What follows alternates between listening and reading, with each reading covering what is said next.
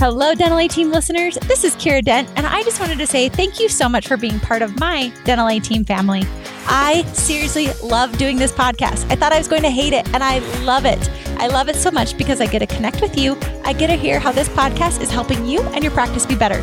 So if you have loved this podcast and you are willing to share, I would greatly appreciate if you'll share with your friends, if you'll leave us a review, if you'll give us 5 stars, anything you can do. Just like you guys grow your practices, we're trying to grow this podcast to positively impact the world of dental. This is how we get to grow our Dental A Team family. Thank you so much for listening. I hope you enjoy the show.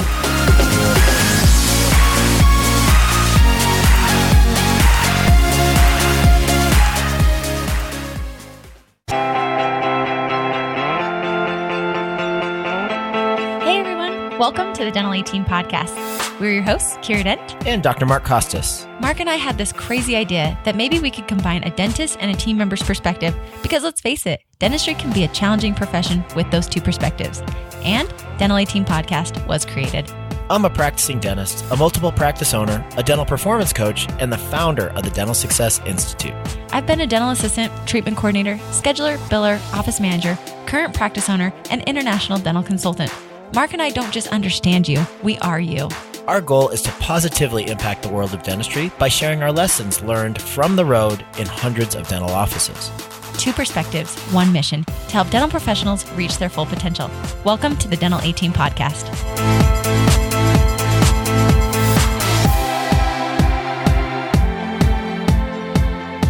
Alrighty, guys, it is our Monday morning mashup. What does this mean for all of you that are just joining us? That means our episode today is going to be one of those episodes that you can share with your team to use for your team meeting. We made these specific for you so that way those meetings are hard to come up with. Whether you have your meetings on Monday mornings, Tuesday mornings, Wednesday mornings, I don't really care. But these are a topic for you and your team to jump in together, share with one another this podcast, and make your meetings easier, more effective, and productive. All right, let's get started with our Monday morning mashup. Hello, Dental A Team listeners. This is Kiera Dent, and I am coming to you with a tactical practical today because I realized I wanted to give you guys some shout outs on this. Let's make your life easy peasy. So let's get down to business on secondary insurances. Secondary insurances and AR. This is one of those areas that I've been watching offices, seeing them come up with AR.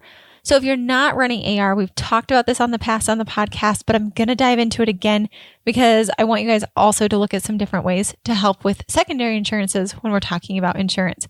So first of all, I just had an office send over their 30/60/90 to me.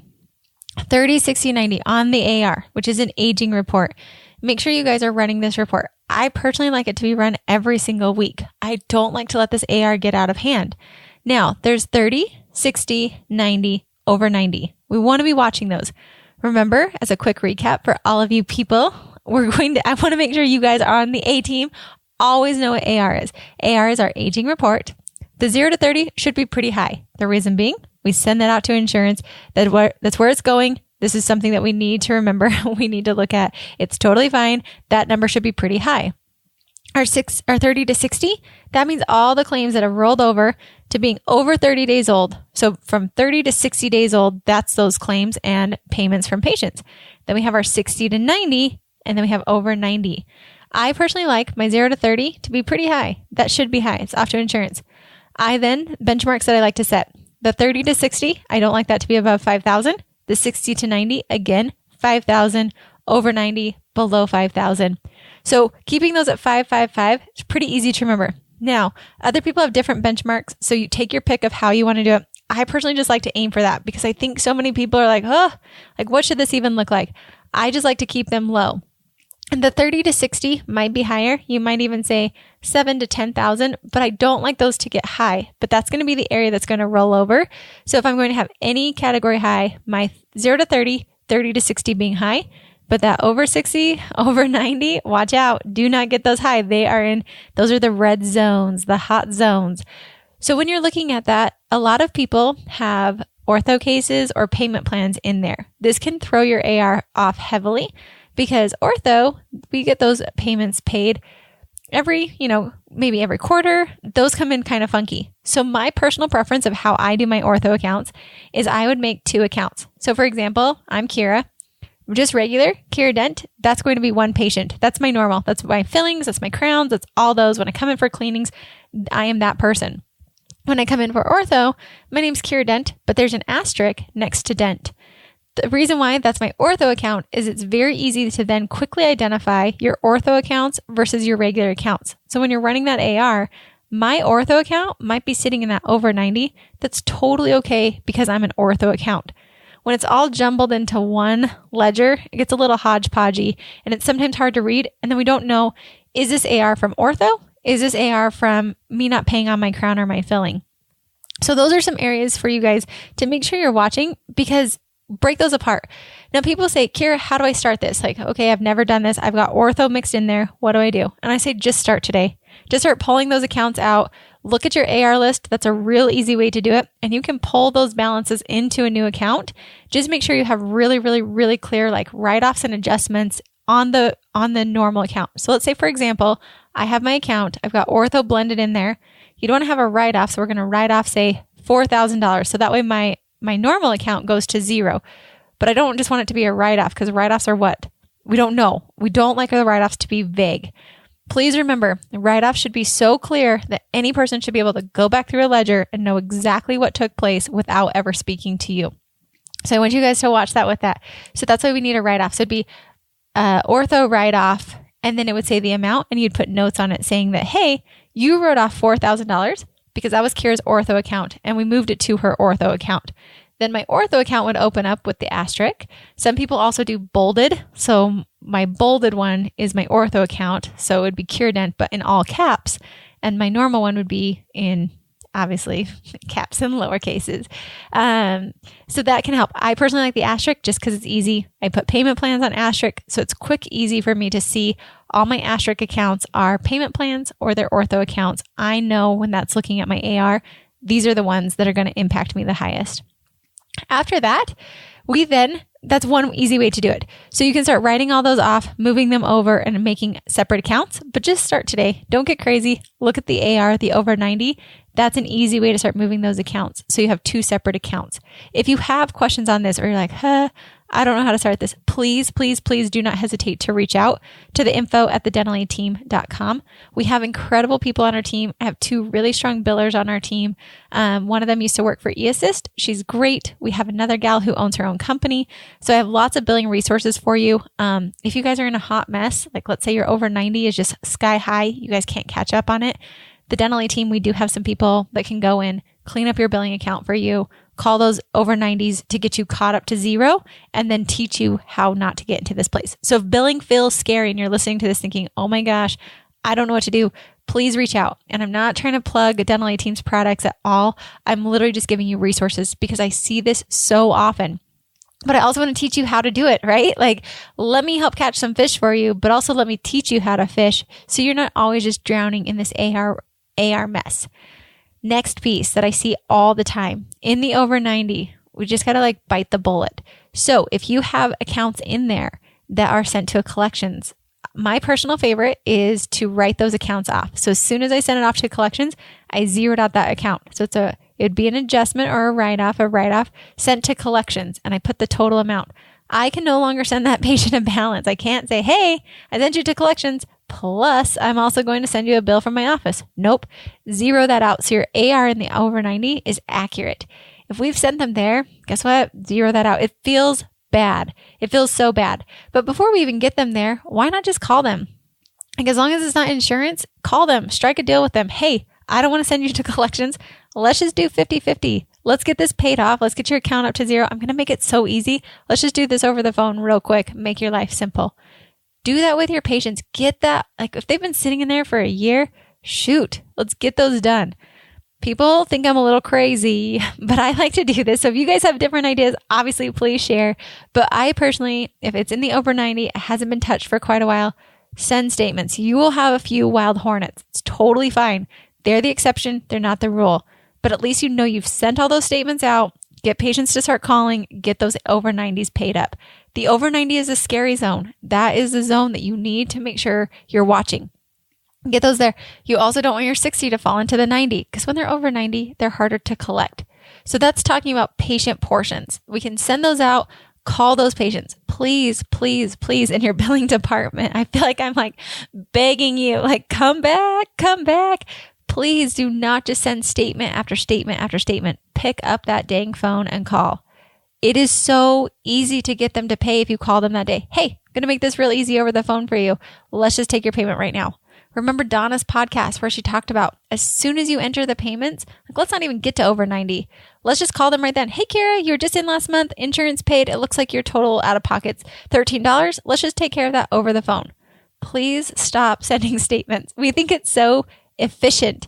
It's so non-efficient because all it does is it delays the payments. It delays the progress, has it there. There are some cool companies that I've heard of. I've never personally experienced them. There's a company called Abella, where they allow you to do online payments and payment plans, things like that, because the reality is patients have to call us when we're there to make these payments or send in a check. Cool. Both of those options are not super convenient. We're not making it easy.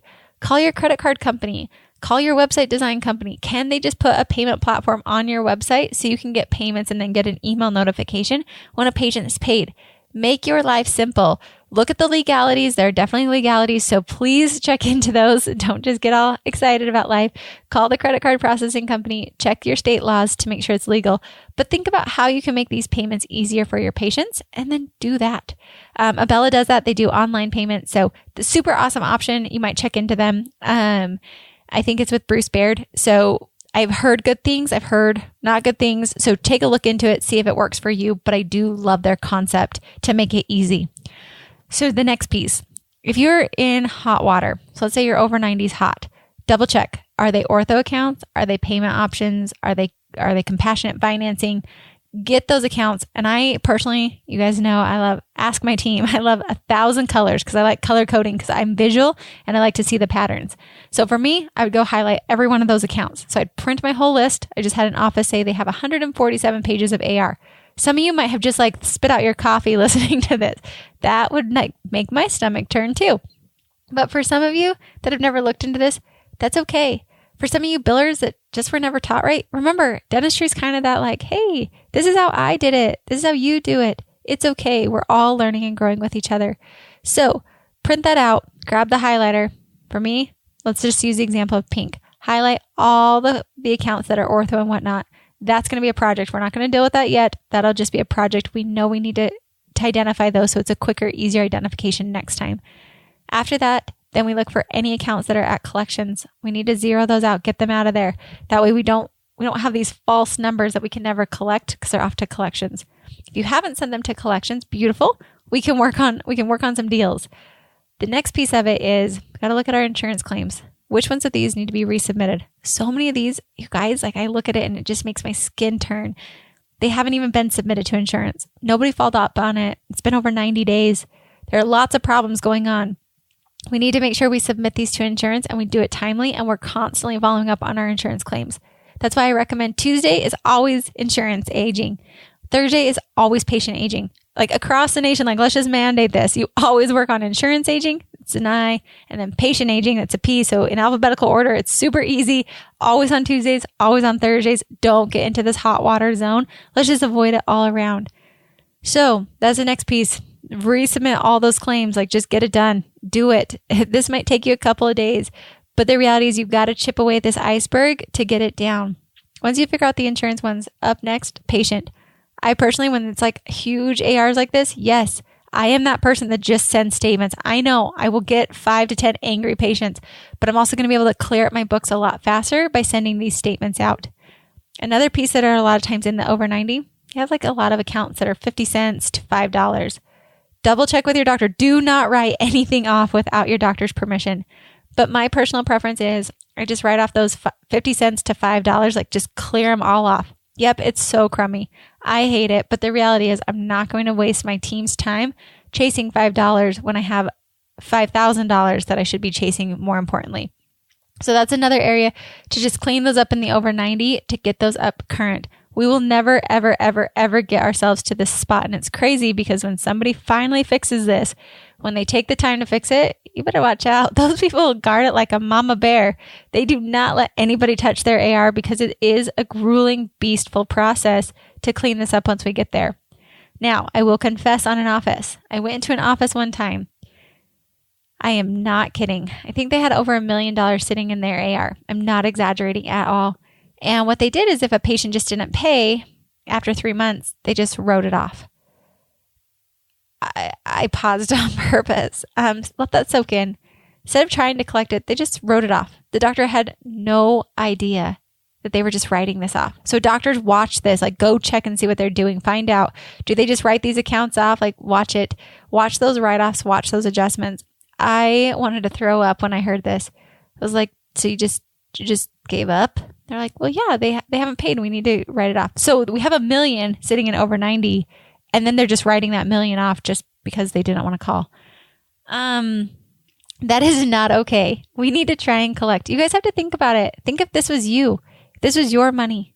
This is your money. This is your paycheck. Like, you have to remember, this is what pays the bills. Your doctor's not just money bags over there. I know you think they're daddy warbucks. The way they get paid is from these patients paying. And so we have to be good stewards over that and take ownership of that. If you're that biller who's gotten your office into hot water, it's okay. Start today. Let's fix it. Let's fix it today. Do not write accounts off without your doctor's permission. Do not do it. Your doctor needs to okay that. Make sure they're okay, because I know as a business owner, you guys, I'd be super, super, super frustrated if I find out I'm going out and doing all this work. I am physically going and doing this work, or my team is doing this work. And then lo and behold, the person who's responsible for my money that I entrusted to take care of this is just writing it off because they couldn't follow up on it, or they didn't want to call, or they didn't want to have that uncomfortable conversation. Put yourself in those shoes. That feels sad. That feels like, oh, okay. How about I just don't do your paycheck? So no, don't do that. We're not going to go down this path. I'm not going to make you feel bad about it. Don't do that. So talk to your doctor before you write it off. But then the next piece of in the over 90 is secondary insurance. So a lot of times, what are we doing?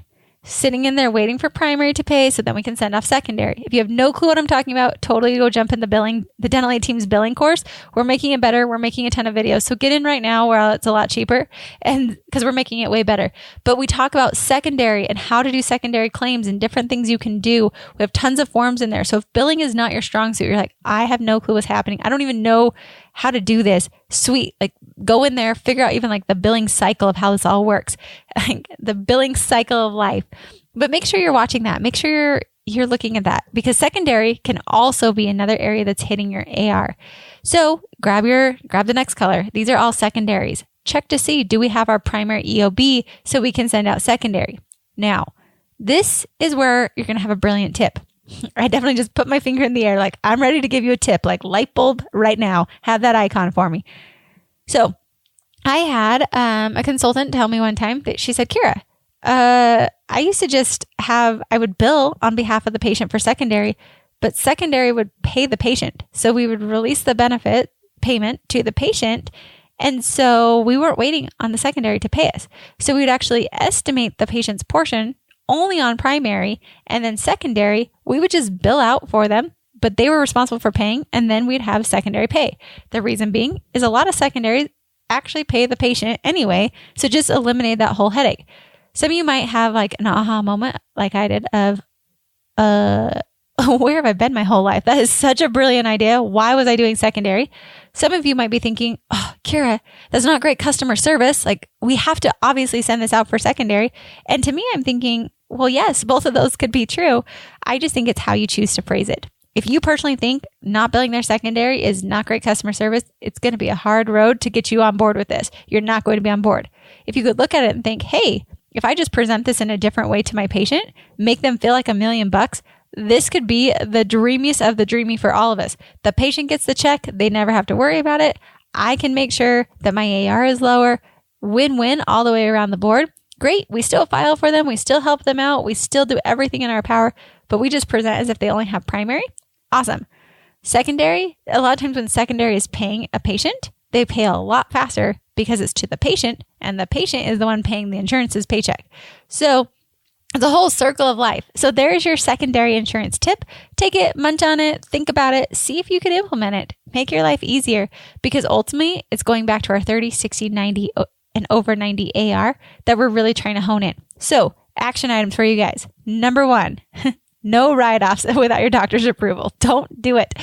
Number two, and that's not really number one. So number one is going to be run that report every single week. 30, 60, 90, over 90. Make sure you know what's going on.